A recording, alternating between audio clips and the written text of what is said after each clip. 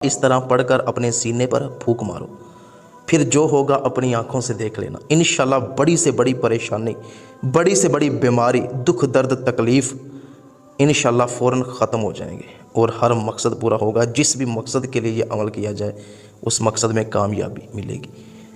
عمل کرنے کا مکمل طریقہ میں ابھی عرض کرتا ہوں۔ عمل کی اجازت کے لیے کومنٹ میں سبحان اللہ لکھیں، میرے اکاؤنٹ کو فالو ضرور کریں۔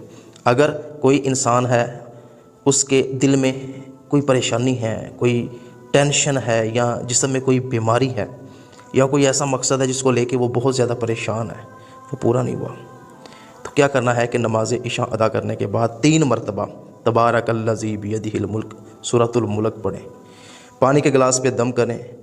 اگر بیمار ہیں تو وہ پانی پئیں، اگر کوئی پریشانی ہے، کوئی مصیبت ہے، اس کا تصور ذہن میں رکھ کر یہ سورت پڑھیں 3 مرتبہ، اور دونوں ہاتھوں پہ پھونک ماریں، سارے جسم پہ۔